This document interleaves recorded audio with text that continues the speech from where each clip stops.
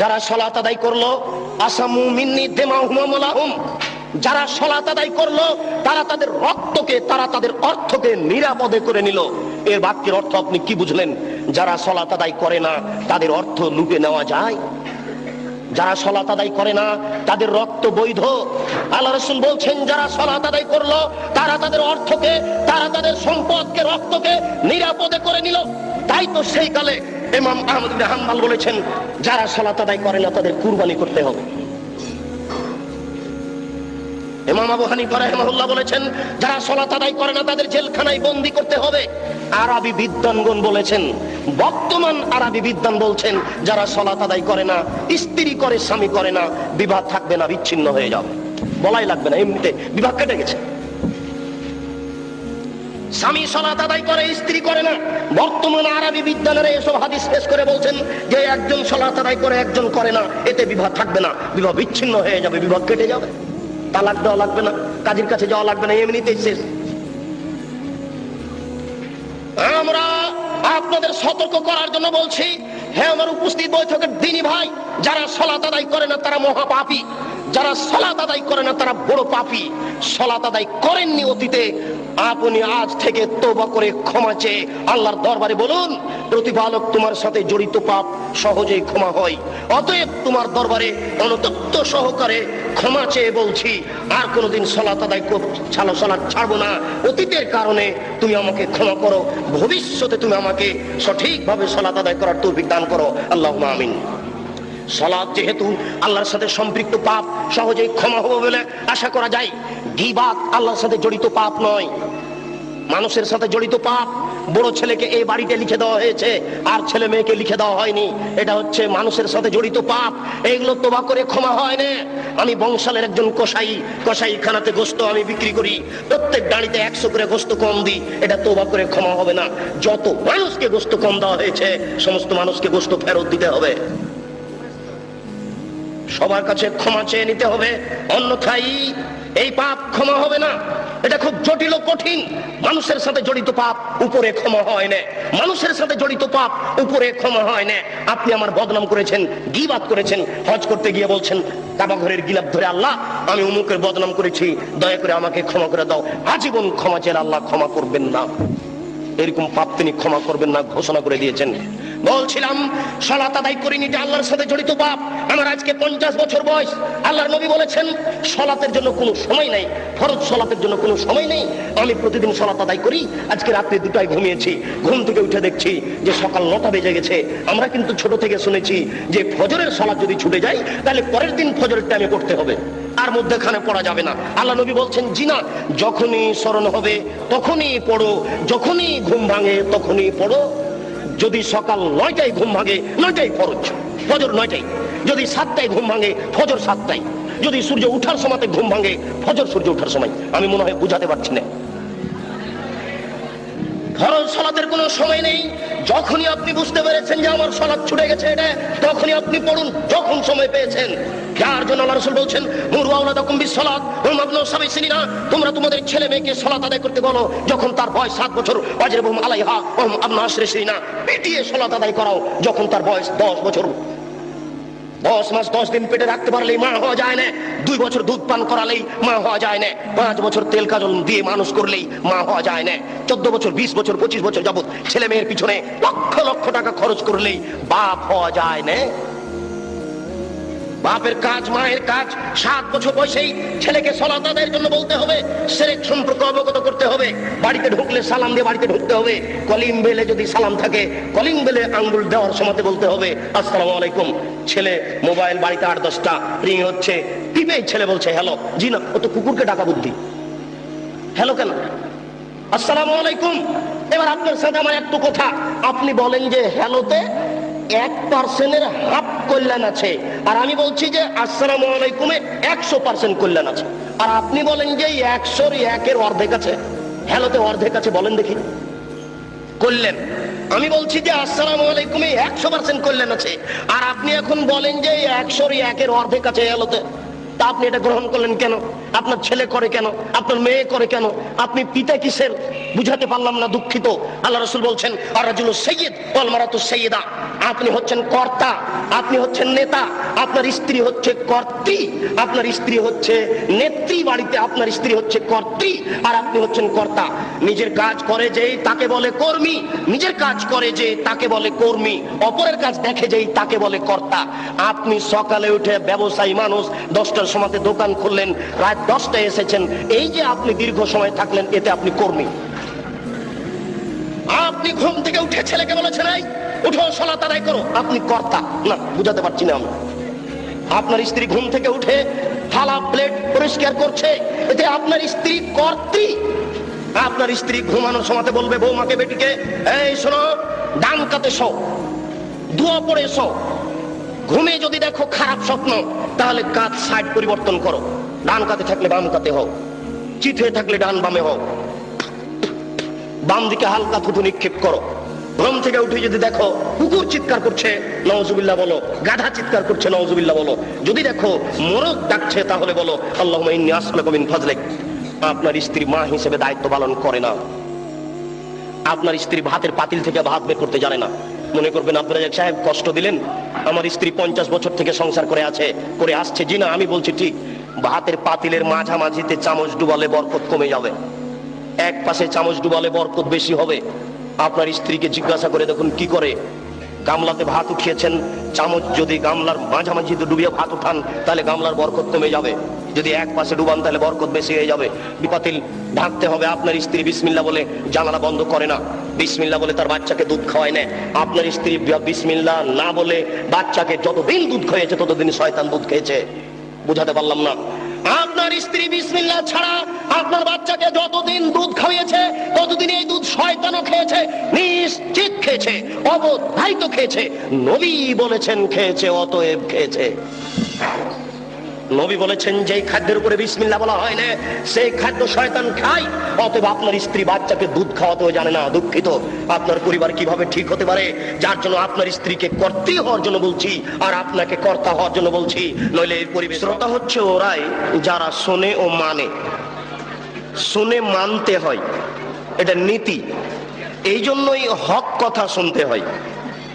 আল্লাহ তাআলা আপনাদের ব্যাপারে বলেন ফাসআলু আহলা যিকরি ইন কুনতুম লা তা'লামুন বিল বায়িনাতি ওয়াজ যুবুর। হে দুনিয়ার অজানা মানুষ, তোমরা জানা মানুষের নিকটে জানো প্রমাণ সহকারে। আপনাদের এখানে আল্লাহ তাআলা দুইটি খুব গুরুত্বপূর্ণ কথা বলেছেন। তার একটি কথা হচ্ছে যাকে দাওয়াত দিয়েছেন তাকে জানা হতে হবে। প্রয়োজনে 5 জন 7 জনকে জিজ্ঞাসা করতে হবে অমুক ব্যক্তিকে আমরা বক্তব্য শোনার জন্য দাওয়াত দিতে চাচ্ছি, তিনি জানা কিনা। কেন না আল্লাহ তাআলা আপনাদেরকে বলছেন যে জানা মানুষের নিকটে জানতে হবে। দ্বিতীয় যেটা আল্লাহ আপনাদের বলেছেন সেটা হচ্ছে প্রমাণ সহকারে জানতে হবে। প্রমাণ ছাড়া ধর্মের কোনো কথা শোনাও যাবে না, মানাও যাবে না। বড় হুজুর বললেও হবে না, পীর সাহেব বললেও হবে না, বুজুর্গানে দিন বললেও হবে না। কিসের বুজুর্গানে দিন? স্বয়ং ওমর রাদিয়াল্লাহু তাআলা আনহু যদি কোনো কথা বলেন, কথার পিছনে যদি কোনো প্রমাণ না থাকে তাহলে তা গ্রহণীয় হবে না। কিসের বুজুর্গানে দিন? স্বয়ং ওমর রাদিয়াল্লাহু তাআলা আনহু যদি কোনো কথা বলেন, কথার পিছনে যদি কোনো প্রমাণ না থাকে তাহলে তা গ্রহণীয় হবে না। উমর মানে বিরাট মানুষ, উমর মানে খুব বড় মানুষ, উমর এত বড় মানুষ, উমর এত বড় মানুষ, উমর এত বড় মানুষ। আল্লাহর নবী বলছেন যে উমর আনতা তাসলুক ফি তারিকিন লা ইয়াসলুকু শাইতান ফি তারিকিকা। উমর তুমি যে রাস্তা দিয়ে হাঁটো ওই রাস্তা দিয়ে শয়তান হাঁটে না। বুখারী শরীফের হাদিস। আল্লাহর নবী বলছেন উমর তুমি যে রাস্তা দিয়ে হাঁটো ওই রাস্তা দিয়ে শয়তান হাঁটে না। বুখারী শরীফের হাদিস। এত বড় মানুষ যদি ধর্মের কোনো কথা বলে আর যদি প্রমাণ না থাকে তাহলে তা গ্রহণীয় হবে না। আপনাদের সাথে সংক্ষিপ্ত কথা শেষ করলাম। বিনীত অনুরোধ, পিছনে যারা দাঁড়িয়ে আছেন গল্প করছেন তারা একটু দয়া করে গল্প বন্ধ করুন। যে যেখানে আছেন দয়া করে আপোষে কথা বলা বন্ধ করুন। আমি আপনাদের জীবনের জন্য অত্যন্ত গুরুত্বপূর্ণ তথ্যবহুল সংক্ষিপ্ত বিবরণের চেষ্টা করছি ইনশাআল্লাহ। আমি ব্যক্তিগত কোনো কথা বা মানুষের কোনো কথা বলার চেষ্টা করব না ইনশাআল্লাহ। এবার সংক্ষিপ্ত আমাদের কথা, যারা এদেশের মাঠে বক্তব্য রাখছেন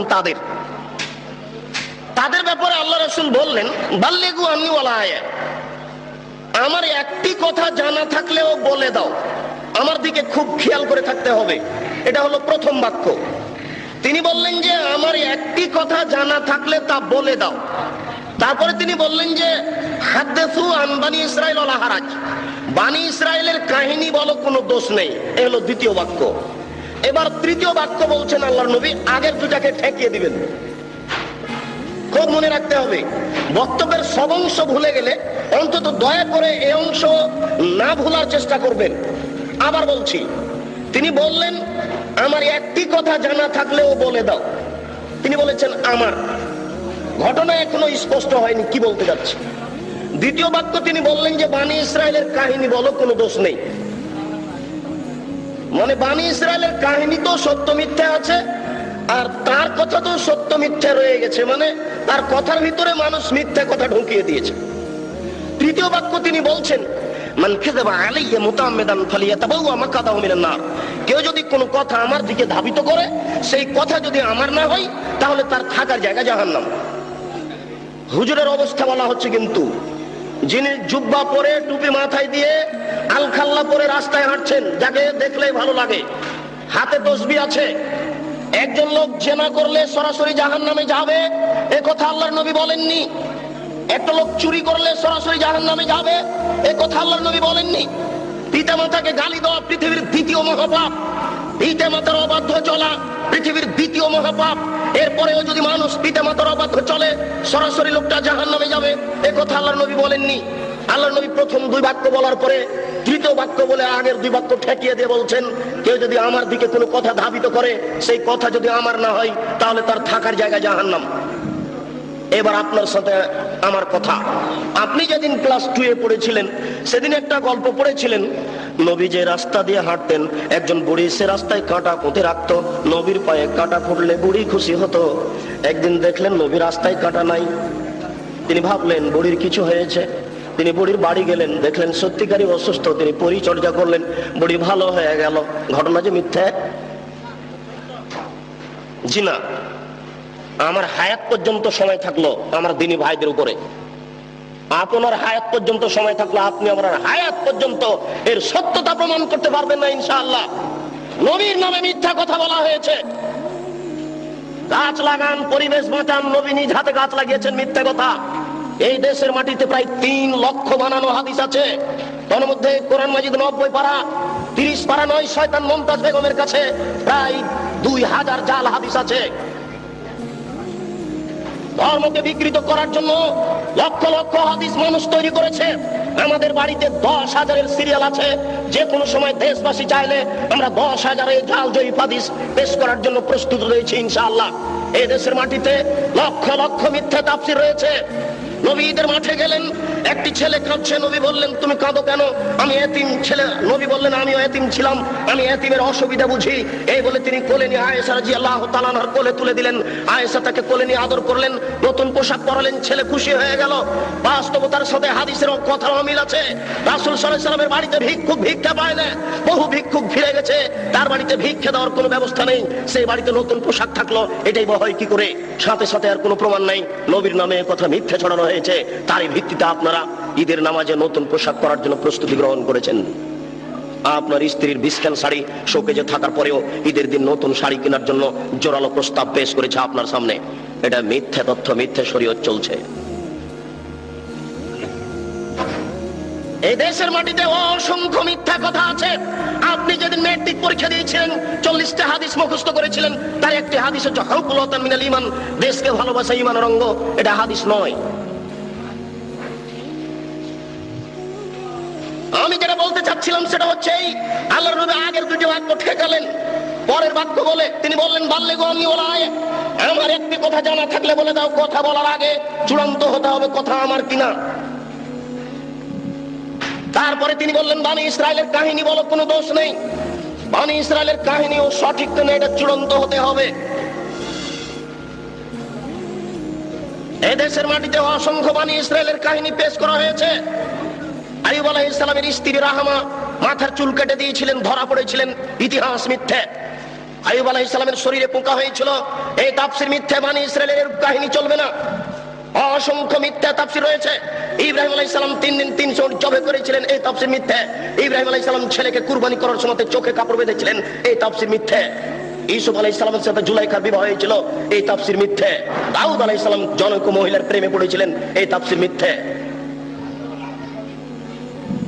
হারুত মারুত দুইজন ফেরেশতা জোহরা নামক মেয়ের প্রেমে পড়েছিল, এই তাফসীর মিথ্যা। এই দেশের মাটিতে লক্ষ লক্ষ মিথ্যা তাফসীর আছে। এই দেশের তাফসীর মাহফিল বন্ধ করুন। দাখিল পাস শিক্ষক আপনাদের সামনে এসে একেবারে প্রধান মুফাসসির হয়ে মিথ্যা তাফসীর করে যাচ্ছে, এই তাফসীর মাহফিল বন্ধ করুন। পেশাজীবী বক্তাদের বক্তব্য বন্ধ করুন, সিজনাল বক্তব্য বন্ধ করুন, শরীয়ত বাঁচানোর চেষ্টা করুন। 12 মাস বক্তব্য চলবে, বর্ষার সিজনেও চলবে, এটাই শরিয়ত। কোরআন এবং সহিহ হাদিস ভিত্তিক আলেম ওলামা এই দেশের মাটিতে দ্বীন প্রচার করবে, এটাই শরীয়ত। শীতকালীন মৌসুমকালীন এদেশের বক্তা পেশাজীবী হিসেবে তার জীবিকা নির্বাহের উদ্দেশ্যে আপনাদের সামনে মিথ্যা কথা বলে সকালে টাকা নিয়ে বিদায় হবে, আপনারা তাদেরকে সম্মান সহকারে বিদায় করবেন, এটা আপনাদের দিনের অপমান করা হচ্ছে। বিচারের কাঠ গড়াতে যেদিন জবাব দিতে হবে সেদিন বুঝতে পারবেন শরীয়ত মিথ্যা কাকে বলে। আপনি একজন তার সহযোগী। আল্লাহ রাসূল আমাদেরকে বললেন এই 3টি বাক্য, পরের একটি বাক্য আল্লাহ রাসূল আমাদের লক্ষ্য করে বলেন, কফাবিল মানে কাযিবান ওয়াইহাদ্দাসা বিকুল্লি মা সামিয়া। একজন মাওলানার মিথ্যুক হওয়ার জন্য এতটুকুই যথেষ্ট, শরীয়তের কোনো কথা তদন্ত না করে বলবে। একজন মাওলানা সাহেবের মিথ্যুক হওয়ার জন্য এতটুকুই যথেষ্ট, একটা শরীয়তের কোনো কথা তদন্ত না করেই বলবে। একজন মাওলানা সাহেবের মিথ্যুক হওয়ার জন্য এতটুকুই যথেষ্ট, শরীয়তের কোনো কথা তদন্ত না করেই বলবে। জনৈক মাওলানা সাহেব বলছেন, আল্লাহর নবী কোনো বাচ্চার মাথায় হাত দিলে সেই বাচ্চার মাথা থেকে আতরের সেন্ট ছড়িয়ে পড়তো, মিথ্যা কথা। জি না, এরকম তো ঘটেনি কোনোদিন। না, রাসূলের নামে এই কথা তো ছড়ানো যাবে না। যে কোনো কথা, যে কোনো কাহিনী আমরা জানি আস্তাগফিরুল্লাহাল্লাযী লা ইলাহা ইল্লা হুয়াল হাইয়ুল কাইয়্যুম ওয়া তুবিলাই, ক্ষমা চাওয়ার এই দোয়া আস্তাগফিরুল্লাহি রাব্বি মিন কুল্লি জামবি ওয়া তুবিলাই, আস্তাগফিরুল্লাহি রাব্বি মিন কুল্লি জামবি ওয়া তুবিলাই, এই দোয়া তো খুঁজে পাওয়া যায় না। রাসূলের নামে আসলো কি করে? কে জবাব দিবে? ঢাকা শহরের বংশালী হচ্ছে আহলে হাদিসের মূল ভিত্তি। বংশালের সুযোগ্য জ্ঞানী মানুষই জবাব দিবে। জবাবের জন্য ঢাকা বংশালী দায়ী মূলত, আমি এটাই মনে করি। এখানে আহলে হাদিসের মাদ্রাসা আগে স্থান পেয়েছে, বংশালের মানুষেরাই ঢাকা শহরে আগে থেকে ভিত্তি স্থাপন করেছে। আমরা গ্রাম প্রত্যন্তল থেকে একেবারে পল্লী এলাকা থেকে বংশালে যখন পৌঁছি তখনই মনে করি আহলে হাদিস অধ্যুষিত এলাকায় পৌঁছেছি। এটা আমাদের গৌরবের বিষয়। বংশালের বড় বড় সুবিজ্ঞ মানুষ এর জবাব দিবে। যেদিন বুদ্ধি হয়েছে সেদিন থেকে দেখেছি আস্তাগফিরুল্লাহ ওয়া লাকুম সালাম দেওয়ার সময় এই দোয়া পড়ে আসি। আমার শিক্ষক চাচা মক্তবে মসজিদে আমাদেরকে পিটিয়ে এই দোয়া মুখস্থ করিয়ে নিয়েছেন। এই দোয়ার ভিত্তি কোথায়? কে জবাব দিবে? জবাব দিবে কে? জবাব দেওয়ার জন্য কে প্রস্তুত রয়েছে?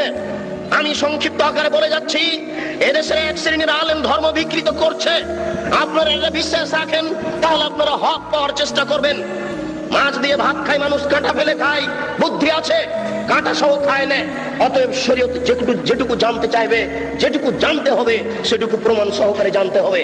আমরা শুনেছি আমাদের মা চাচারা গ্রামে বলতেন যে, শোনো তোমরা মহিষের কুরবানি দিও না, মহিষের গায়ে লোম কম, গরুর কুরবানি দাও, গরুর গায়ে লোম বেশি। কেন? প্রত্যেক লোম সমান এক নাকি হবে। মিথ্যা কথা, নবীর নামে মিথ্যা কথা ছড়ানো হয়েছে, জাল হাদিস।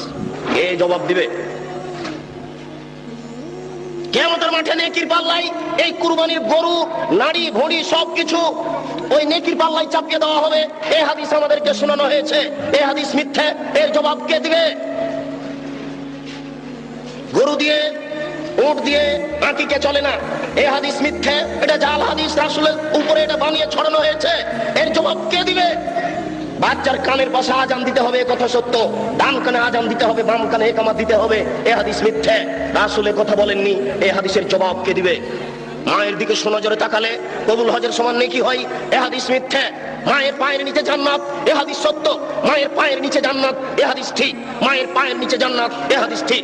বাপ মায়ের নিকটে বাপ মায়ের দিকে সোনজরে তাকালে কবুল হজের সমান নেকি হবে, এই হাদিস রাসূলের উপরে মিথ্যা আরোপ করা হয়েছে। এই জবাব কে দিবে? এই জন্য মনে রাখবেন, রাসূল সাল্লাল্লাহু আলাইহি ওয়াসাল্লাম একদা যাচ্ছিলেন মেরাজে জিবরাইল আলাইহিস সালামের সাথে। তিনি দেখলেন কতগুলি লোকের জিহ্বাকে আগুনের কেঁচি দিয়ে কেটে দেওয়া হচ্ছে, কতগুলি লোকের জিহ্বাকে আগুনের কেঁচি দিয়ে কেটে দেওয়া হচ্ছে। আল্লাহর নবী বললেন, মান হাওলায়ে জিবরাইল, এরা কারা যাদের জিহ্বা কেটে দেওয়া হচ্ছে? জিবরাইল আলাইহিস সালাম বলেন, হাওলায়ে খুতবাইনুল উম্মাতিক, এরা হচ্ছে আপনার উম্মতের বক্তা, যারা বক্তৃতা করে বেড়াতো, তাদের জিহ্বা আগুনের কেঁচি দিয়ে কেটে দেওয়া হচ্ছে। কি বুঝলেন? কি বুঝলেন আর আমি কি বুঝালাম? বুখারী শরীফের এক হাদিসে এসেছে, আল্লাহ নবী বলছেন ইয়াউমুল কিয়ামা, মাওলানা সাহেবকে কিয়ামতের মাঠে জাহান্নামে নিয়ে যাওয়া হবে। জাহান্নামে নিক্ষেপ করার সাথে সাথে কান্দালে কক্তাবহু, মাওলানা সাহেবের নাড়ি ভুঁড়ি সব ঝরে পড়ে যাবে। মাওলানা সাহেব ঘুরতে থাকবে তার নাড়ি ভুঁড়ির চতুর্দিকে। আপনারা তো শহরের মানুষ, বুঝতে পারবেন কিনা, আমরা তো পল্লীর মানুষ, এই কথা খুব ভালো বুঝি। ধান মাড়ার সময়তে, গরুর পায়ে ধান মাড়ার সময়তে গরু ধানের উপরে এইভাবে ঘুরে। ধান মারার সময়তে, ধান গাছ থেকে ঝরানোর সময়তে গরু ওই ধানগুলির উপরে যেভাবে ঘুরে, মাওলানা সাহেব তার নাড়ি ভুঁড়ির চতুর্দিকে ঘুরবে। ফাস্তামা আলাইহা আহলুন নার, জাহান্নামীরা সেখানে জমা হয়ে বলবে, মালাক, খবর কি হুজুর, আপনার কেন এই অবস্থা? আনতা তা'মুরুনা বিল মারুফ ওয়া তানহাউনা আনিল মুনকার। হুজুর, আপনি তো আমাদের ভালো কথা বলছিলেন, মন্দ থেকে নিষেধ করছিলেন, হুজুর আপনার অবস্থা কেন এরূপ? হুজুর তখন বলবেন, কি বলি, আমরুকুম বিল মারুফ ওয়া আতিহি, আমি যে ভালো বলেছি ভালো করিনি যে। কত হুজুর ভালো করেননি, এর প্রমাণ নিবেন। মিথ্যা কথা বলে ধর্ম প্রচার করে হুজুর। হুজুরকে সকালে 10,000 টাকা দিতে হয়। শতকরা 95 জন বক্তা মিথ্যুকে দেশের মাটিতে। আমি ভাঙাচুরা ভিত্তে দ্বারা যা তদন্ত চালিয়েছি, তাতে আমার বুঝ শতকরা 95 জন বক্তা মিথ্যুকে দেশের মাটিতে মিথ্যা কথার ভিত্তিতে দিন প্রচার করছে।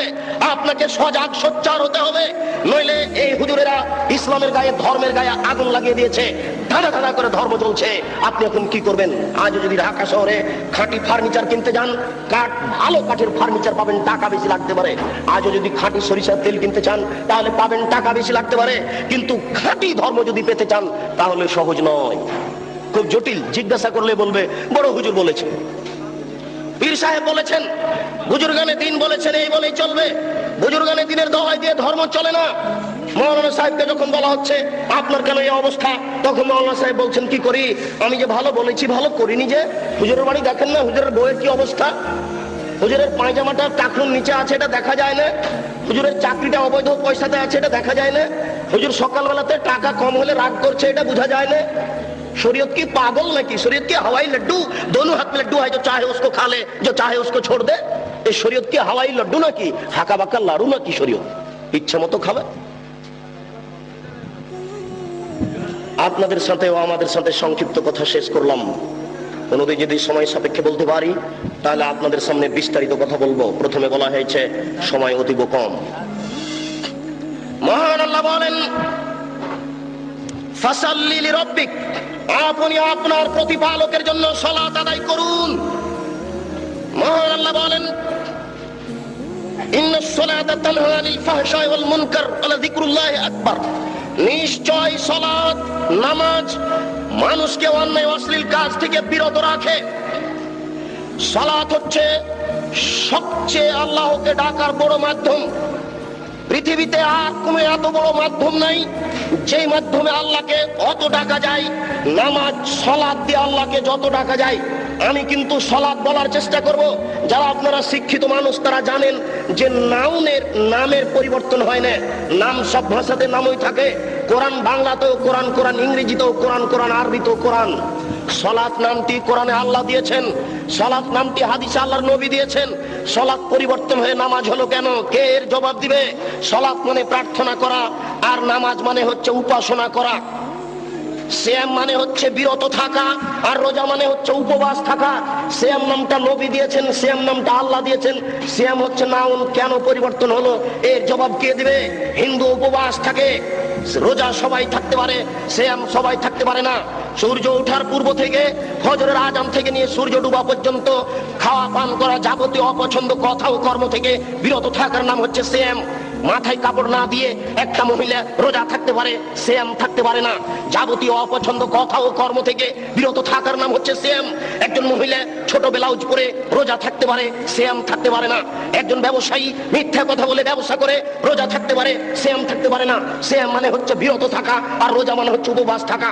ঘুম থেকে উঠে সকালে দাড়ি চাঁচার পরে বাজারে যাবে, এই ছেলে রোজা থাকতে পারে, সিয়াম থাকতে পারে না। অসম্ভব হতে পারে না। শরীয়ত এরকম নয়। শরীয়ত কারো ব্যক্তিগত ইচ্ছে চলে না, সে তার নিজের গতিতে চলে। রোজা থাকা সহজ হতে পারে, সিয়াম থাকা সহজ নয়। কে আর নাম দিলে ঈদ মুবারক, এর নাম হচ্ছে ঈদুল ফিতর, ঈদুল আজহা। কি করে হয়ে গেল ঈদ মুবারক? ঈদ মুবারক মানে কি? কে নাম দিল? কে জবাব দিবে? অতএব আল্লাহকে ডাকার সবচেয়ে বড় মাধ্যম হচ্ছে সালাত। সালাতের মাধ্যম দিয়ে আল্লাহকে বেশি ডাকা যায়। মহান আল্লাহ বলেন, হাফিজু আলাস সালাওয়াত ওয়াস সালাতিল উস্তা, তোমরা 5 ওয়াক্ত সালাতকে ঠিক মতো আদায় করো, বিশেষভাবে আসরের সালাতকে ঠিক মতো আদায় করো। নবী করিম সাল্লাল্লাহু আলাইহি সাল্লাম যখন মুআয ইবনে জাবালকে পাঠালেন ইয়ামান দেশে, তখন তিনি বললেন, মুআয মনে রাখো, ইন্নাকা তাতি আহলা কিতাবিন, তুমি যাচ্ছ ইহুদি খ্রিস্টানদের নিকটে দ্বীন প্রচার করতে। ফাদউ মিলা শাহাদাতি লা ইলাহা ইল্লাল্লাহ, সর্বপ্রথম তুমি মানুষকে বলো আল্লাহ ব্যতীত কোনো মাবুদ নেই, মুহাম্মদ আল্লাহর রাসূল। মানুষকে সাক্ষী দিতে হবে আল্লাহ ব্যতীত কোনো মাবুদ নাই। সংক্ষিপ্ত সময়ের কারণে আপনার কাছে আমি কিছু বলে যেতে পারছি না। আমি সাক্ষ্য দিচ্ছি আল্লাহ ব্যতীত কোনো মাবুদ নাই, এই কথা বাংলাদেশের লোকেরা বুঝে না, সৌদি আরবের লোকেরা বুঝেছিল। সৌদি আরবের লোকের মাবুদ ছিল 360 জন, সৌদি আরবের লোকের নকল আল্লাহ ছিল 360 জন। মুহাম্মদ সাল্লাল্লাহু আলাইহি সাল্লাম বলেছিলেন, না 360 জন মাবুদ চলবে না, একজন উপরে আছে তাকে মানতে হবে। তখন আত্মীয় স্বজন বলেছিল, এ কি যেমন তেমন বোধ, এ কি যেমন তেমন খারাপ, আরে ইহুদি খ্রিস্টানেরা তো অন্তত 3 জন মাবুদ মানে, এ বলছে যে 3 জনও নয়, মাত্র একজন সপ্তম আকাশের উপরে থাকে। এটা কি সহ্য করা যায়? একে হত্যা করতে হবে, নইলে বন্দী করতে হবে, নইলে দেশ থেকে তাড়িয়ে দিতে হবে, যে কোনো একটা সিদ্ধান্ত নিতে হবে। তিনি বলেছিলেন লা ইলাহা ইল্লাল্লাহ। তারা বুঝেছিল, আমি বুঝতে পারি না। আমি সাক্ষ্য দিচ্ছি আল্লাহ ব্যতীত কোনো মাবুদ নাই, আমি সাক্ষ্য দিচ্ছি আল্লাহ ব্যতীত কোনো মাবুদ নাই। এই কথা বলার পরে আপনার বাড়িতে যত মূর্তি সাজানো আছে এগুলো একটা টাকা যাবে না। আপনার বোকা স্ত্রী শোকে যে মূর্তি সাজিয়ে রেখেছে, ছবি সাজিয়ে রেখেছে, একটা চলবে না। যদি আপনি রাখেন তাহলে আমি সাক্ষ্য দিচ্ছি আল্লাহ ব্যতীত কোনো মাবুদ নাই, এটা টিকবে না। গোলাপ শাহের মাজার টিকবে না। আমি সাক্ষ্য দিচ্ছি আল্লাহ ব্যতীত কোনো মাবুদ নাই, এই কথা বললে এই কবর টিকে না, উঁচু কবর টিকে না, বাঁধা কবর টিকে না, ছবি মূর্তি টিকে না, কোন দিবস পালন করা টিকে না, হ্যাঁ দেখে মানুষের ভাগ্য পরীক্ষা করা টিকে না, কোন প্রকার শিরক টিকে না। আমি সাক্ষ্য দিচ্ছি মুহাম্মদ সাল্লাল্লাহু আলাইহি সাল্লাম তার রাসূল। এই কথা বললে নিজ ইচ্ছায় কোনো ধর্ম চলে না। আপনি দান করলেন, মাওলানা সাহেব বললেন নারায়ে তাকবীর, মারহাবা, আল্লাহু আকবার, জি না, অসম্ভব, চলবে না, এটা হুজুরের সুন্নাত। আর রাসূলের সুন্নাত হচ্ছে কেউ যদি হুজুরের হাতে দান করে তাহলে হুজুরকে বলতে হবে আল্লাহুম্মা সাল্লি আলাইহি আল্লাহুম্মা বারিক আলাইহি, এটা রাসূলের দেওয়া সুন্নাত। মুফাসসির সাহেব বলেন লা ইলাহা ইল্লাল্লাহ। মুফাসসির সাহেবের কি স্টাইল, বলতে বলতে মুফাসসির সাহেব একবার বলছেন কি তার ঢং, লা ইলাহা ইল্লাল্লাহ মুহাম্মাদুর রাসূলুল্লাহ।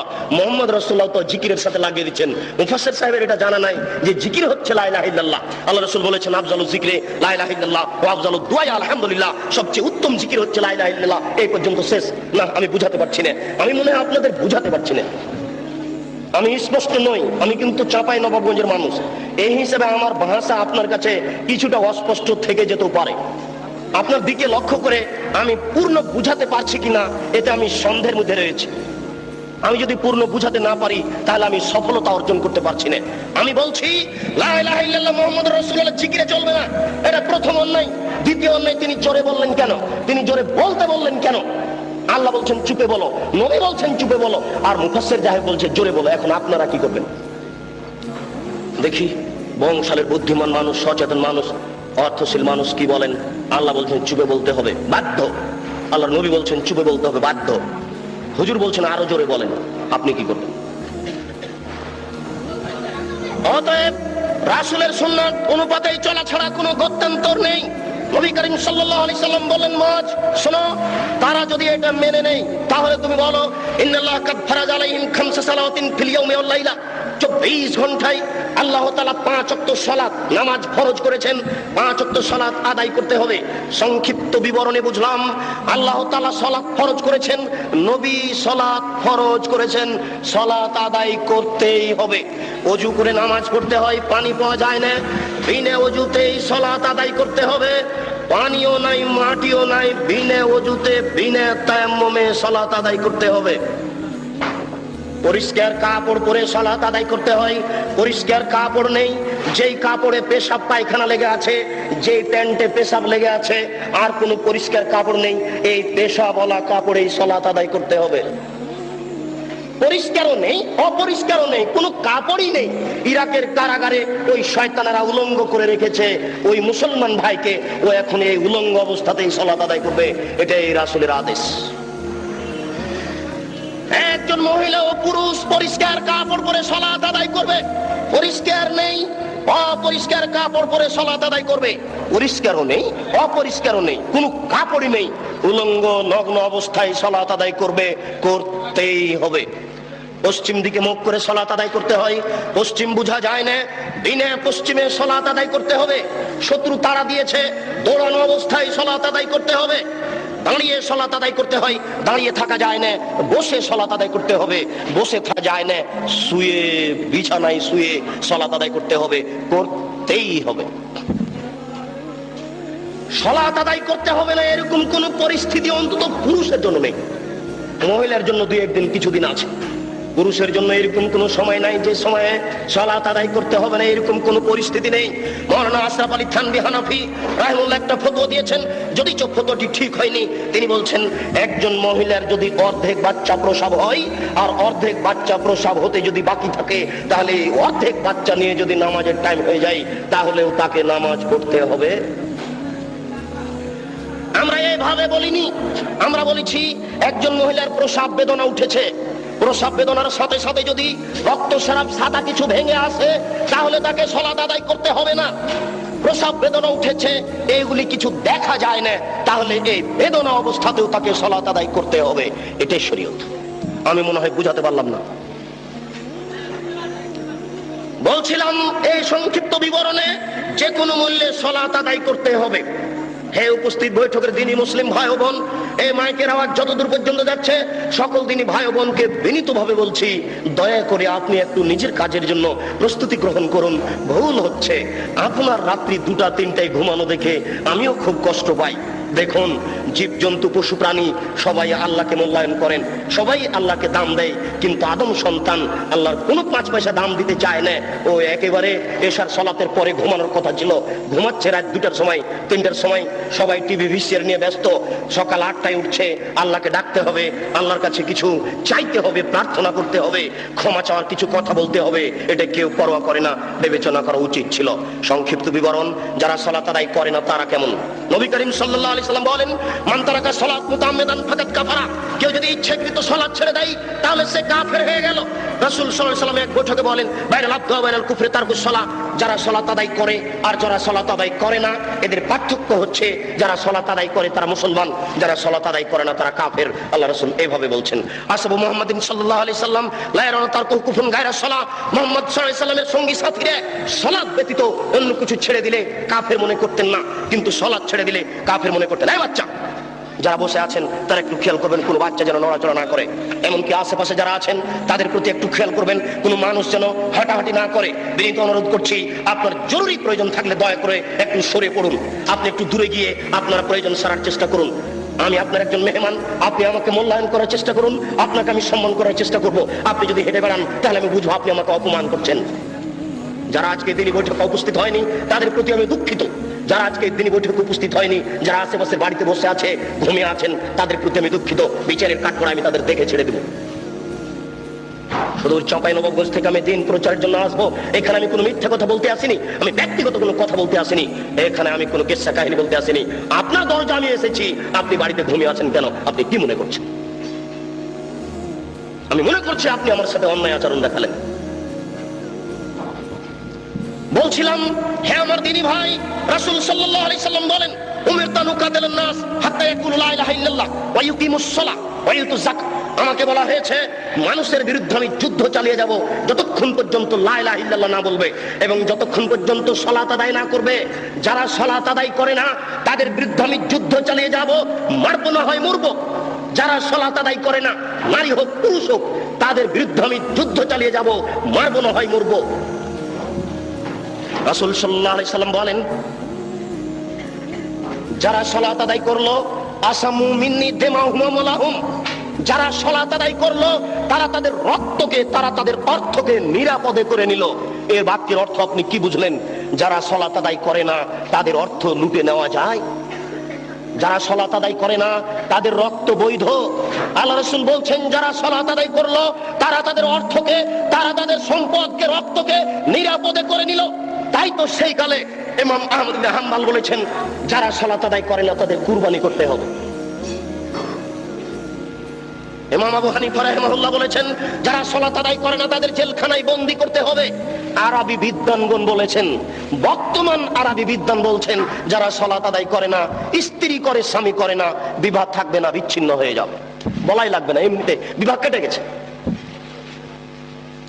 স্বামী সালাত আদায় করে, স্ত্রী করে না। বর্তমান আরবি বিদ্যানেরা এসব হাদিস পেশ করে বলছেন যে একজন সালাত আদায় করে একজন করে না, এতে বিবাহ থাকবে না, বিবাহ বিচ্ছিন্ন হয়ে যাবে, বিবাহ কেটে যাবে, তালাক দেওয়া লাগবে না, কাজীর কাছে যাওয়া লাগবে না, এমনিতেই শেষ। আমরা আপনাদের সতর্ক করার জন্য বলছি, হ্যাঁ আমার উপস্থিত বৈঠকের দিনই ভাই, যারা সালাত আদায় করে না তারা মহা পাপী, যারা সালাত আদায় করে না তারা বড় পাপী। সালাত আদায় করেননি অতীতে, আপনি আজ থেকে তওবা করে ক্ষমা চেয়ে আল্লাহর দরবারে বলুন, প্রতিপালক তোমার সাথে জড়িত পাপ সহজেই ক্ষমা হয়, অতএব তোমার দরবারে অনুতপ্ত সহকারে ক্ষমা চেয়ে বলছি, আর কোনোদিন সালাত আদায় সালাত ছাড়বো না। অতীতের কারণে তুমি আমাকে ক্ষমা করো, ভবিষ্যতে তুমি আমাকে সঠিকভাবে সালাত আদায় করার তৌফিক দান করো, আল্লাহুম্মা আমিন। সালাত যেহেতু আল্লাহর সাথে সম্পৃক্ত পাপ, সহজেই ক্ষমা হবে বলে আশা করা যায়। গীবাত আল্লাহর সাথে জড়িত পাপ নয়, মানুষের সাথে জড়িত পাপ। বড় ছেলেকে এই বাড়িতে লিখে দেওয়া হয়েছে, আর ছেলে মেয়েকে লিখে দেওয়া হয়নি, এটা হচ্ছে মানুষের সাথে জড়িত পাপ। এইগুলো তোবা করে ক্ষমা হয় না। আমি বংশালের একজন কসাইখানাতে গোস্ত আমি বিক্রি করি, প্রত্যেক ডাঁড়িতে 100 করে গোস্ত কম দিই, এটা তোবা করে ক্ষমা হবে না। যত মানুষকে গোস্ত কম দেওয়া হয়েছে সমস্ত মানুষকে গোস্ত ফেরত দিতে হবে, সবার কাছে ক্ষমা চেয়ে নিতে হবে, অন্যথায় এই পাপ ক্ষমা হবে না। এটা খুব জটিল ও কঠিন। মানুষের সাথে জড়িত পাপ উপরে ক্ষমা হয় না, মানুষের সাথে জড়িত পাপ উপরে ক্ষমা হয় না।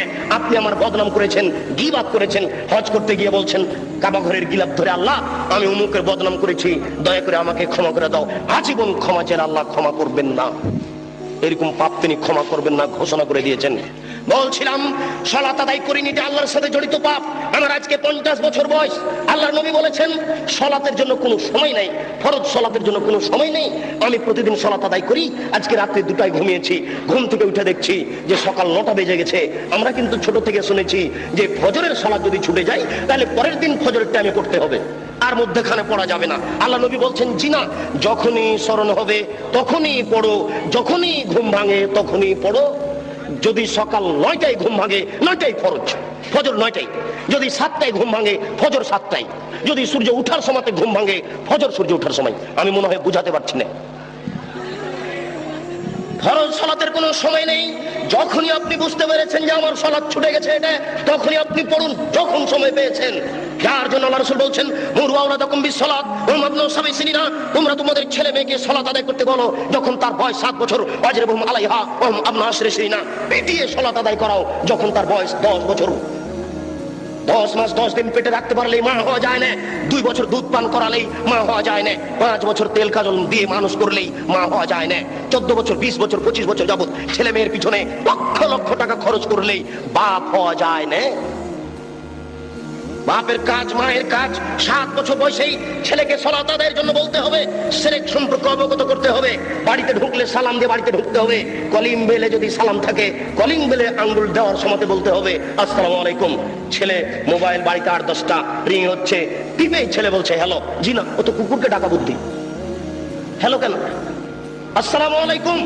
এবার আপনার সাথে আমার একটু কথা, আপনি বলেন যে হ্যালোতে 1% হাফ কল্যাণ আছে, আর আমি বলছি যে আসসালামু আলাইকুমে 100% কল্যাণ আছে। আর আপনি বলেন যে 100-র 1-এর অর্ধেক আছে, হ্যালোতে অর্ধেক আছে, বলেন দেখি কল্যাণ। আমি বলছি যে আসসালামু আলাইকুমে 100% কল্যাণ আছে, আর আপনি এখন বলেন যে 100-র 1-এর অর্ধেক আছে হ্যালোতে। তা আপনি এটা গ্রহণ করলেন কেন? আপনার ছেলে করে কেন? আপনার মেয়ে করে কেন? আপনি পিতা কিসের? বুঝাতে পারলাম না, দুঃখিত। আল্লাহ রাসূল বলছেন আর রাজুলু সাইয়্যিদ ওয়াল মারাতু সাইয়্যিদা, আপনি হচ্ছেন কর্তা, আপনি হচ্ছেন নেতা, আপনার স্ত্রী হচ্ছে কর্ত্রী, আপনার স্ত্রী হচ্ছে নেত্রী, বাড়িতে আপনার স্ত্রী হচ্ছে কর্ত্রী, আর আপনি হচ্ছেন কর্তা। নিজের কাজ করে যেই তাকে বলে কর্মী, নিজের কাজ করে যে তাকে বলে কর্মী, অপরের কাজ দেখে যেই তাকে বলে কর্তা। আপনি সকালে উঠে ব্যবসায়ী মানুষ, 10টার সময় দোকান খুললেন, রাত 10টায় এসেছেন, এই যে আপনি দীর্ঘ সময় থাকলেন, এতে আপনি কর্মী। আপনি ঘুম থেকে উঠে ছেলেকে বলেছেন এই উঠো সালাত আদায় করো, আপনি কর্তা না, বুঝাতে পারছি না। আপনার স্ত্রী ঘুম থেকে উঠে থালা প্লেট পরিষ্কার করছে, এতে আপনার স্ত্রী কর্ত্রী। আপনার স্ত্রী ঘুমানোর সময় বলবে বৌমাকে বেটিকে এই শোনো, ডান কাতে শো, দোয়া পড়ে শো।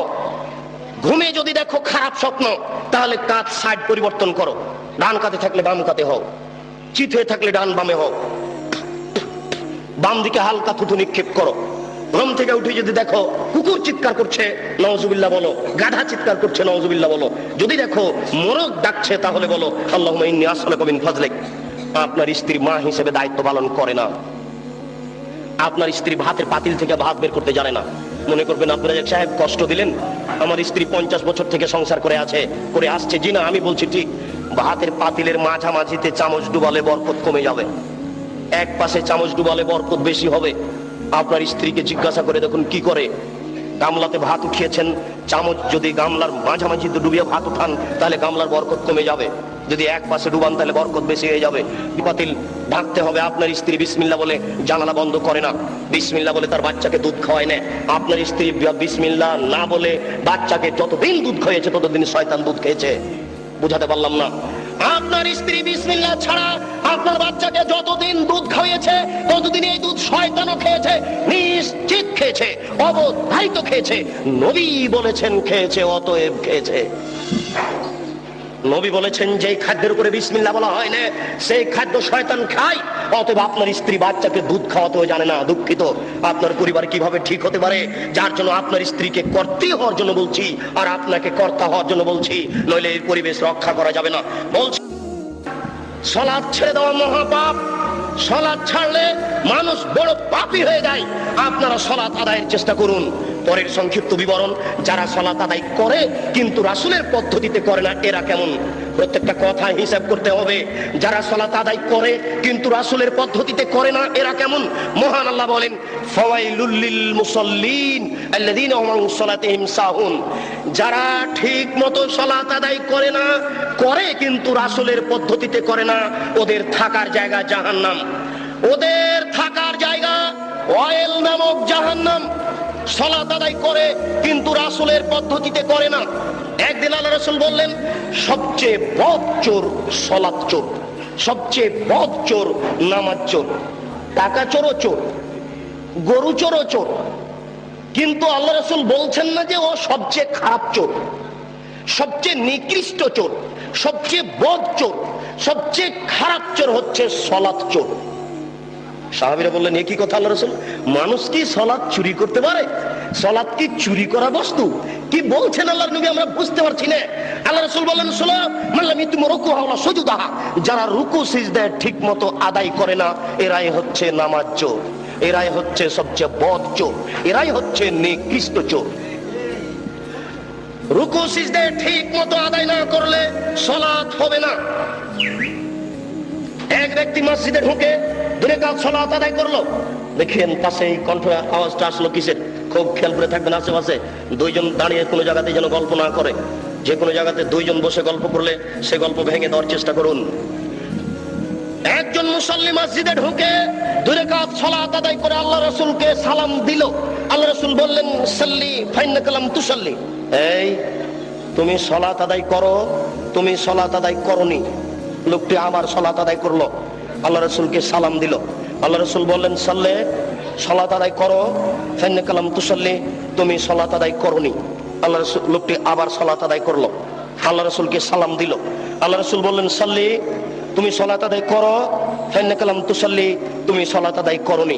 তখন লোকটি বলছে আল্লামনি কাইফা উসাল্লি, আমি এর চেয়ে ভালো করে সালাত আদায় করতে পারবো না, কিভাবে সালাত আদায় করতে হবে তা বলে দেন। আমি আপনাকে বলছি আল্লাহর নবী বললেন না যে তুমি তো সালাত আদায় করেছো কিন্তু খুব একটা ভালো হয়নি, এই জন্য ভালোভাবে করো, এইভাবে তিনি বললেন না। তিনি বলছেন যে তুমি সালাত আদায় করো, তুমি করনি, অথচ নগদ লোকটি 3বার সালাত আদায় করেছে। না, আমি মনে হয় বুঝাতে পারলাম না। আল্লাহর নবী তাকে যদি বলতেন যে তুমি সালাত আদায় করেছো খুব একটা ভালো হয়নি, তাহলে আমরা বুঝতাম যে কিছু নেকি পাবে। কিন্তু সরাসরি একবার না করে দিলেন, তুমি সালাত আদায় করোইনি। বোঝা যাচ্ছে সালাত আদায়ের পদ্ধতিতে ভুল হলে আল্লাহ নেকি দিবেন না, তা আল্লাহ রাসূল নাকচ করে দিয়েছেন। আলী রাদিয়াল্লাহু তাআলা আনহু বলেন আল্লাহ রাসূল এক বৈঠকে বললেন, শোনো আলী, পূর্ব দিক থেকে কতগুলি লোক বের হবে, তারা এত বেশি সালাত আদায় করবে তোমাদের সালাত তাদের কাছে কিছুই নয়। তুহকিরুনা সালাতাকুম মা সালাতিহিম, তোমরা তোমাদের সালাতকে তাদের সালাতের তুলনায় একেবারেই কম মনে করবে। সিয়ামাকুম মা সিয়ামিহিম, তারা এত রোজা রাখে, এত সিয়াম পালন করে, তোমাদের সিয়াম তোমাদের রোজা তাদের কাছে কিছুই নয়, তারা খুব বেশি বেশি সিয়াম পালন করে। আমালাকুম মা আমালিহিম, তোমরা তোমাদের তাসবিহ তাহলিল জিকির আজকার তাদের কাছে কিছুই নয়, তারা এত তাসবিহ তাহলিল করে, তাসবিহ দানা হাতে করেই থাকে। তাসবিহ দানায় তাসবিহ গুনলে নবীকে অপমান করা হবে, আঙ্গুলে তাসবিহ গণনা করতে হবে। প্রমাণে 4টি সহিহ হাদিস আছে, তার একটি সহিহ হাদিস হচ্ছে ডান হাতে তাসবিহ গণনা করতে হবে, তার একটি সহিহ হাদিস হচ্ছে আঙ্গুল বিচারের কাঠ করাতে কথা বলবে, আঙ্গুল বিচারের কাঠ করাতে বলবে, আল্লাহ আমার মাধ্যমে লোকটি তাসবিহ পাঠ করেছে, দয়া করে তুমি একে ক্ষমা করে দাও।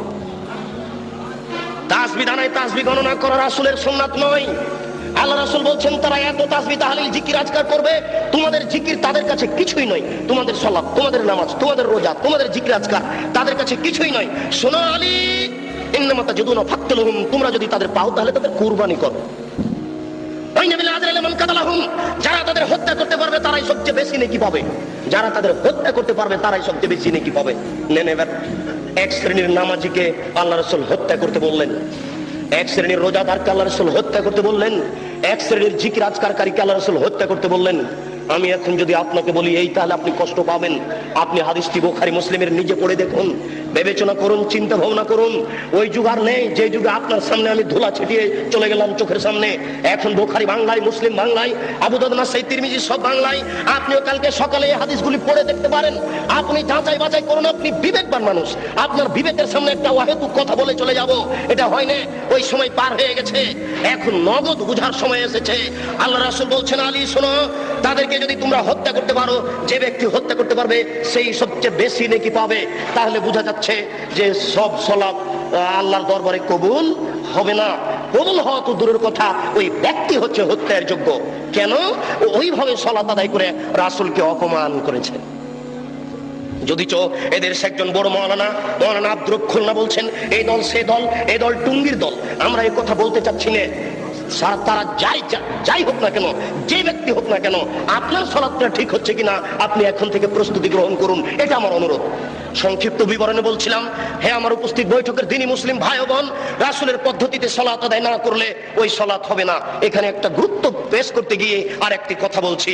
আসরের টাইমে আল্লাহ রাসূল এরকম গিলাস হাতে করে পানি পান করে নিয়ে বললেন, দেখো এটা রমজান মাস, আমি সিয়াম ছেড়ে দিলাম। আসরের সালাতের পরে আমি রোজা সিয়াম ছেড়ে দিলাম, তার মানে তোমরাও ছেড়ে দাও। কিছুক্ষণ পরে রাসূলের কাছে সংবাদ পৌঁছিল, এখনো কিছু লোক সিয়াম আছে। তাদের দাবি যারা পারে না তারা ছেড়ে দিবে। আমরা তো পারি, আমাদের কি অসুবিধা, আমরা কেন ছাড়বো? আল্লাহ রাসূল বললেন, উলাইকা হুমুল ওসাতো, উলাইকা হুমুল ওসাতো, উলাইকা হুমুল ওসাতো। যারা এখন রোজা আছে ওরা নাফরমান, যারা এখন রোজা আছে ওরা নাফরমান, যারা এখন রোজা আছে ওরা নাফরমান। কি বুঝলেন? হাদিস তো বুখারী মুসলিম। তার মানে রোজা আছে, সিয়াম আছে, কিন্তু রাসূলের পদ্ধতিতে হয়নি।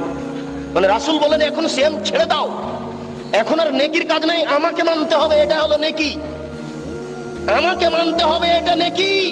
বেশি ইবাদতের নাম নেকি নয়, আমার কথা মেনে চলতে হবে, এরই নাম নেকি। বুজুর্গানে দিনের দোহাই দিয়ে ধর্ম চলে না, রাসূল সাল্লাল্লাহু আলাইহি সাল্লামের কথা দিয়ে মাত্র ধর্ম চলে, অন্য মানুষের কথা দিয়ে চলে না। যেখানে যেটুকু পড়বেন, যেখানে যেটুকু করবেন, সেখানে সেটুকু প্রমাণ সহকারে করুন। ইমাম সাহেবকে বলেন, মাওলানা সাহেব আমি তো বাড়িতে ছিলাম না, আমার ছেলে হওয়া 7 দিন পার হয়ে গেছে, তো আজকে আকিকা কি করব? তো বলছেন 14 দিনে করেন, 21 দিনে করেন। আপনি খালি একটু বলেন যে ভাই একটু হাদিসটা লিখে বাংলা অনুবাদ করে হাদিসটা ঠিক কি ঠিক দয়া করে লিখে দিবেন। আমরা তো জেনারেল শিক্ষিত মানুষ, অত কিছু বুঝি না, আপনাদেরকে আমরা মূল্যায়ন করতে চাই। 7 দিন পরে আসুন, দেখুন হুজুর খালি আনছান আনছান করে, হুজুর শুধু কেমন কেমন করে। হুজুরের কাছে লিখিত চেয়েছেন যে এদেশের ধর্মের ব্যাপারে ধার্মিক মিথ্যে ধার্মিককে যদি আপনি ঠেকাতে চান তাহলে লিখিত প্রমাণ চান, সহজে ঠেকানো যাবে, তাছাড়া সহজে ঠেকানো যাবে না। উপস্থিত বৈঠকের দিনই মুসলিম ভাই, মর্মে আরেকটি হাদিস না বললে আগাতে পারছি না। সেই হাদিসটি হচ্ছে এই, 3 জন ব্যক্তির দল, 3 জনের এক দল রাসূলের স্ত্রীদের নিকটে আসলো, এসে বলল রাসূল কিভাবে ইবাদত করতেন আমাদেরকে বলো। ফালাম্মা উখবিরু বিহা, যখন রাসূলের ইবাদত পেশ করা হলো, তিনি এই ইবাদত করতেন, তখন তারা বলল আইনা নাহনু মিনান নবী সাল্লাল্লাহু আলাইহি সাল্লাম কাদ গাফারাল্লাহু লাহু মা তাকাদ্দামা মিন যামবিহি ওয়া মা তাআখারা। আমরা কোথায়, রাসূল কোথায়? রাসূলের আগের পাপ, পরের পাপ, ছোট পাপ, বড় পাপ সব ক্ষমা করা হয়েছে।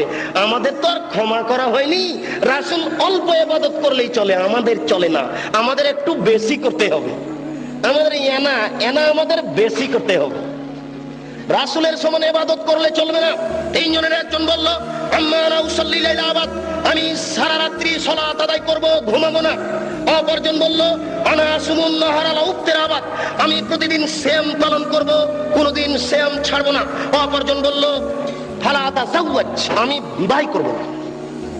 বিবাহ করলে সাংসারিক ঝামেলা আসবে, ছেলে মেয়ে হবে, টাকা পয়সার সমস্যা লাগবে, ওই ঝামেলাই বাদ। এখানে কথার মধ্যে আরেকটা কথা এসে ঢুকেছে, মনে কিছু নিয়েন না। ছেলে কম নিলে ইহকালে একটা লস, পরকালে একটা লস। আজকের যিনি সভাপতি, ইনি জ্ঞানী গুণী মানুষ, এই জন্য আমার অন্তরটা খুব খুশি। আজকে আমাকে কথা বলতে খুব ভালো লাগছে, কেননা আমার কথাগুলি তার মুখস্থ আছে। তিনি একজন সুপণ্ডিত মানুষ। শুনুন, আল্লাহর নবী বলছেন সন্তান কম হলে দুইটা লস। যত সন্তান বেশি হবে টাকা পয়সা বেশি হবে। আল্লাহ বলেছেন, নবীও বলেছেন, সন্তানাদি বেশি হলে টাকা পয়সা বেশি হবে, এটা আল্লাহর বিধান। সন্তান কম হলে টাকা কম হবে, ইহকালীন লস, পরকালীন লস। আল্লাহর নবী বলেছেন কোন বাচ্চা ছেলে যদি মারা যায়, তাহলে বিচারের কাঠগড়াতে বাপের এই কাপড় ধরে নিয়ে বলবে আল্লাহকে, আল্লাহ আমার বাপ মাকে জান্নাতে না দেওয়ার পূর্ব পর্যন্ত আমরা জান্নাতে যাব না। বাচ্চা বেঁকে বসবে। বুখারী মুসলিমের হাদিস, বাচ্চা বলবে আমার পিতা মাতাকে জান্নাতে দেন, তারপরে। এখন আপনার ছেলে মেয়ে তো মাত্র দুইটা, কয়জন মরে কয়জন থাকে? আপনারা কিন্তু 8-10 ভাই বোন, সবাই যত এখানে আছেন সবাইকে যদি বলি আপনারা কয়জন, তো কেউ বলবেন 5, 7, 8, 10 এরকম। আর আপনার কয়জন? 2টা, 3টে। তাহলে কয়জন মরে কয়জন থাকে? লস এখানে হচ্ছে। হে উপস্থিত বৈঠকের দিনী মুসলিম ভাই বোন, রাসূলের পদ্ধতিতে সালাত আদায় করুন। তিনি বলেন সাল্লু কামা রাআইতুমুনি উসাল্লি, তোমরা সালাত আদায় করো যেভাবে আমাকে সালাত আদায় করতে দেখছো। আল্লাহু আকবার বলে সালাত শুরু করবেন। সালাত শুরু করার সময়তে দুই পায়ের মাঝে অর্ধ হাত 1 বিঘত মতো ফাঁক থাকবে। স্পষ্ট হাদিস দ্বারা প্রমাণিত নয়। পাশে আর একজন দাঁড়ালে পায়ে পা মিলিয়ে দাঁড়াতে, ভারসাম্য বজায় রাখতে যতটুকু দুই পায়ের মাঝে ফাঁকা রাখতে হয় ততটুকু রাখতে হবে। কিন্তু ওরা বলেছে, ওই যে যারা বলেছে ভোট দাও বুবু জান্নাত পাবা বুবু, ওরা যে বলেছে বুবু ভোট দাও, ওরা কিন্তু বলেছে যে দেখো দুই পায়ের গোড়ালি এভাবে লাগিয়ে রাখিও। কেন লাগিয়ে না রাখলে লজ্জা স্থানের যোগাযোগ মাটির সাথে থাকবে। নাউজুবিল্লাহ, বড় নোংরা কথা বলেছে। সাবধান, মহিলা পুরুষ একই ব্যাপার। ভারসাম্য বজায় রাখার জন্য দুই পায়ের মাঝে যতটুকু ফাঁকা রাখা প্রয়োজন ততটুকু ফাঁকা রাখবেন। আল্লাহু আকবার বলে হাতের আঙ্গুলি জমা জমা করে কাঁধ সামনাসামনি, কাঁধের লতি সামনাসামনি হাত উঠাবেন। এইভাবে থুতনির নিচে নিয়ে আসবেন না, কান ধরবেন না। একাধিক সহিহ হাদিস, কাঁধ সামনাসামনি। এই আল্লাহু আকবার বলে ডান হাতের কবজি বাম হাতের কবজির উপরে রাখবেন। আল্লাহু আকবার বলার পূর্বে কোনো শব্দ চলবে না। সশব্দে নিয়ত করলে আল্লাহ রাসূলকে অপমান করা হবে। সশব্দে নিয়ত করলে আল্লাহ রাসূলকে উপেক্ষা করা হবে। আল্লাহ রাসূলকে উপেক্ষা করে কেউ আল্লাহকে সন্তুষ্ট করতে পারবে না, এটা ভুল পদ্ধতি। অতএব আল্লাহু আকবার বলার পূর্বে কোনো শব্দ মুখ দিয়ে উচ্চারণ হবে না। জায়নামাজে দাঁড়িয়ে আল্লাহু আকবার বলার পূর্বে কোনো শব্দ মুখ দিয়ে উচ্চারণ হবে না। ডান হাতের কবজি বাম হাতের কবজির উপরে দিতে পারেন, সহিহ হাদিস। আর একটু আগে বাড়িয়ে বাহুর উপরে বাহু দিতে পারেন, সহিহ হাদিস। বুকের উপরে রাখবেন, নাভির নিচে রাখার 3টি হাদিস আছে যা গ্রহণীয় নয়। অতএব বুকের উপরে রাখুন। আপনি বলুন আল্লাহুম্মা বা'id বাইনি ওয়া বাইনা খাতায়ায়া কামা বা'adta বাইনাল মাশরিক ওয়াল মাগরিব। হে আল্লাহ, তুমি আমাকে আর আমার পাপকে অত দূরত্বে রাখো, পূর্ব এবং পশ্চিমকে তুমি যত দূরত্বে রেখেছো। পূর্ব এবং পশ্চিম যেমন লক্ষ লক্ষ মাইল দূরত্ব রয়েছে, তুমি আমাকে আর আমার পাপকে অত দূরত্বে রাখো। আল্লাহুম্মা নাক্কিনি মিনাল খাতায়া কামা ইউনাক্কা সাওবুল আবিজ মিনাদ দানাস। হে আল্লাহ, তুমি আমার পাপকে ধুয়ে পরিষ্কার করে দাও যেমন ভাবে সাদা কাপড়কে ময়লা থেকে ধুয়ে পরিষ্কার করা হয়। আল্লাহুম্মা গসিল খাতায়ায়া বিল মাই ওয়াস সালজি ওয়াল বারাদ। হে আল্লাহ তুমি আমার পাপকে ঠান্ডা স্বচ্ছ পরিষ্কার পানি দিয়ে ধুয়ে পরিষ্কার করে দাও। আউযু বিল্লাহি মিনাশ শাইতানির রাজিম। মারদুদ বিতাড়িত শয়তান থেকে পরিত্রাণ চাচ্ছি। বিসমিল্লাহির রহমানির রহিম। পরম দাতা দয়ালু নামে আরম্ভ করছি। আলহামদুলিল্লাহি রাব্বিল আলামিন। বিশ্বজগতের প্রতিপালকের প্রশংসা। আর রহমানির রহিম, তিনি হচ্ছেন পরম দাতা দয়ালু। মালিক ইয়াউমিদ্দিন, তিনি হচ্ছেন বিচার দিনের মালিক। ইয়াকা না'বুদু, একমাত্র তোমার ইবাদত করছি। ওয়া ইয়াকা নাস্তাইন, একমাত্র তোমার নিকটে সাহায্য চাই। ইহদিনাস সিরাতাল মুস্তাকিম, তুমি আমাকে সোজা সঠিক পথ দেখাও। সিরাতাল লাযিনা আন'আমতা আলাইহিম, ওই পথ তুমি দেখাও যে পথ সহজ সরল সঠিক। যাদের প্রতি তুমি দয়া করেছো, অনুগ্রহ করেছো, তাদের পথ তুমি দেখাও। গায়রিল মাগযুবি আলাইহিম ওয়ালাজ যালিন, যারা ভ্রান্ত, যাদের উপরে তুমি অসন্তুষ্ট হয়েছো, তাদের পথ তুমি দেখাও না। এরপরে বিসমিল্লাহির রহমানির রহিম, পরম দাতা দয়ালু নামে আরম্ভ করছি। যে কোন একটি সূরা, আল কারিয়া, মহা দুর্ঘটনা, মাল কারিয়া, মহা দুর্ঘটনা কি? ওমা আদরাকা মাল কারিয়া, হে নবী আপনি কি বলতে পারেন মহা দুর্ঘটনা কি? ইয়াউমা ইয়াকুনুন নাসু কাল ফারাশিল মাবসুস, যেদিন মানুষেরা কীট পতঙ্গের নয় বিক্ষিপ্ত হয়ে পড়বে। কথা কুমুল জিবালো কালাইহিল মামফুস, যেদিন পাহাড়গুলি ধুলিত তুলার নেই একেবারে বিক্ষিপ্ত হয়ে আকাশে উড়ে যাবে। ফাম্মা মান সাকালাত মাওয়াজিনুহু ফাহুয়া ফি শাদির রাজিয়া, যার নেকির পাল্লা ভারী হবে তার জীবিকা নির্বাহ অতীব সুখ স্বাচ্ছন্দ্যময় হবে। ওমা মান খাফাত মাওয়াজিনুহু ফাউম্মুহু হাবিয়া, যার নেকির পাল্লা হালকা হয়ে যাবে তার থাকার জায়গা হবে অতীব গভীর গহ্বর জাহান্নাম। ওমা আদরাকা মা হিয়া, হে নবী আপনি কি বলতে পারেন গভীর গহ্বর সেই জায়গাটি কি? নারুন হামিয়া, তা হচ্ছে জ্বলন্ত উত্তপ্ত আগুন। এই বলে আল্লাহু আকবার বলে হাত খুলে দিয়ে ওই পর্যন্ত উঠাবেন। হাতের আঙ্গুল জমা জমা থাকবে, আঙ্গুলের মাথা আকাশমুখী থাকবে, আঙ্গুলের তালু পশ্চিমমুখী থাকবে। এই বলে আপনি রুকুতে চলে যাবেন।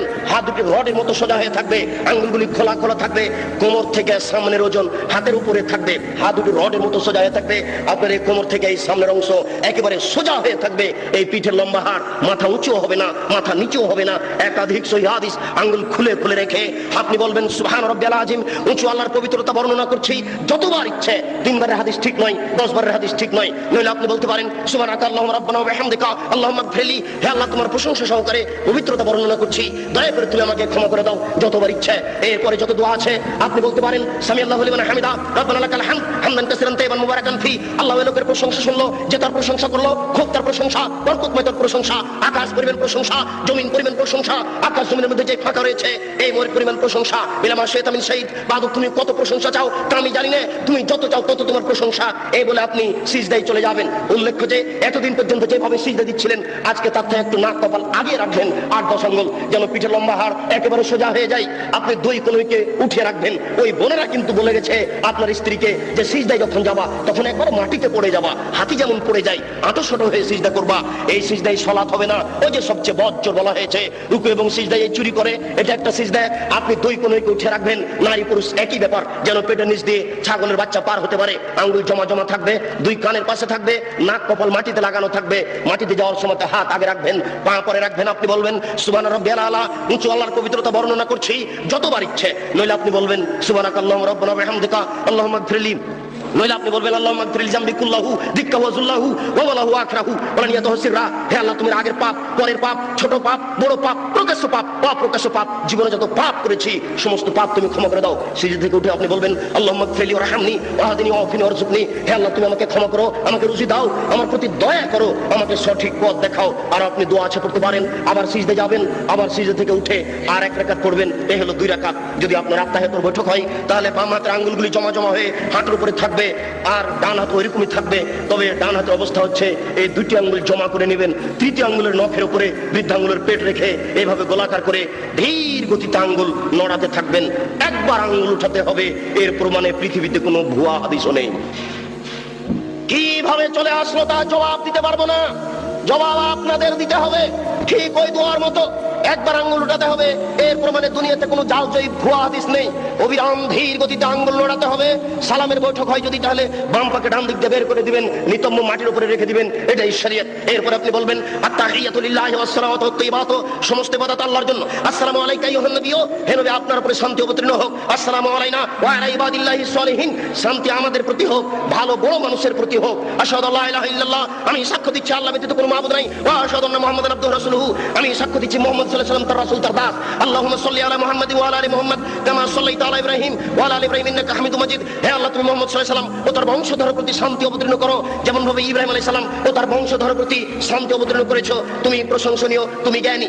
আল্লাহুম্মা বারিক আলা মুহাম্মাদিন ওয়া আলা আলি মুহাম্মাদ কামা বারাকতা আলা ইব্রাহিম ওয়া আলা আলি ইব্রাহিম ইন্নাকা হামিদুম মাজিদ। হে আল্লাহ, তুমি মুহাম্মদ সাল্লাল্লাহু আলাইহি ওয়াসাল্লাম ও তার বংশধরের প্রতি বরকত নাযিল করো, যেমন ভাবে ইব্রাহিম আলাইহিস সালাম ও তার বংশধরের প্রতি বরকত নাযিল করেছো। তুমি প্রশংসনীয়, তুমি জ্ঞানী। আল্লাহুম্মা ইন্নী যালামতু নাফসি যুলমান কাসীরা। হে আল্লাহ, জীবনে খুব পাপ করেছি, ফাক ফেলি, দয়া করে আমাকে ক্ষমা করে দাও। মাগফিরাতাম মিন ইনদিক, ক্ষমা একমাত্র তোমার পক্ষ থেকে হয়ে থাকে। ওয়ারহামনি ইন্নাকা আনতাল গাফুরুর রাহিম, তুমি যে দয়াশীল, তুমি যে ক্ষমাশীল, তুমি দয়া না করলে, তুমি ক্ষমা না করলে আমাকে কে ক্ষমা করবে? আল্লাহ নাউযু বিকা মিন আযাবি জাহান্নাম, আমি তোমার নিকটে জাহান্নামের শাস্তি থেকে বাঁচতে চাচ্ছি। নাউযু বিকা মিন আযাবিল কবর, তোমার নিকটে কবরের শাস্তি থেকে বাঁচতে চাচ্ছি।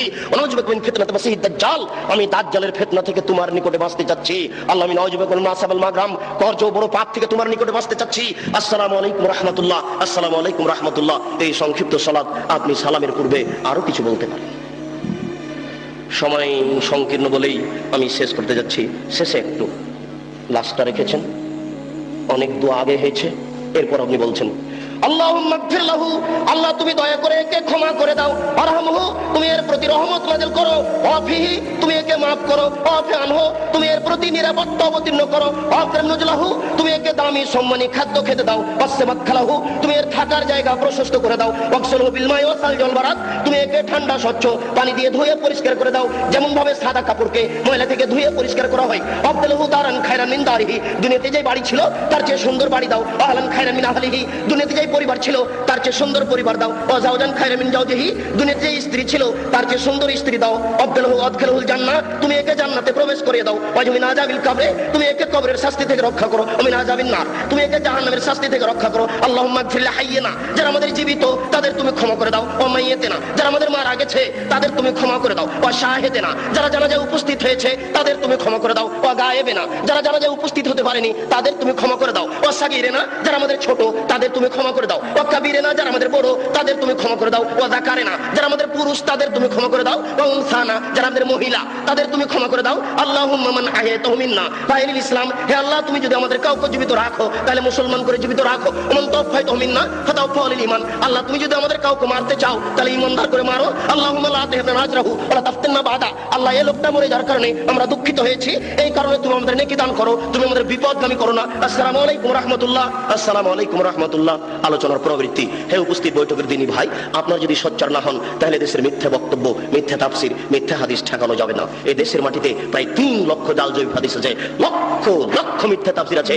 এই দেশের মাটিতে আমার বুঝ অনুপাতে শতকরা 95 জন বক্তা মিথ্যুক আর শতকরা 98 জন মুফাসসির মিথ্যুক। আপনারা সোচ্চার হন, আমাদের পরামর্শ দেন, আমরা আপনাদের কাছে সঠিক কথা পেশ করার চেষ্টা করি। 12 মাস দিন প্রচার করার চেষ্টা করি, সিজনাল প্রচার ছেড়ে দিয়ে, নইলে আমাদের পরকাল হারাবে, আপনাদের হারাবে। সাথে সাথে যেভাবে সালাতের কথা বললাম সেভাবে আপনারা আদায় করার চেষ্টা করুন।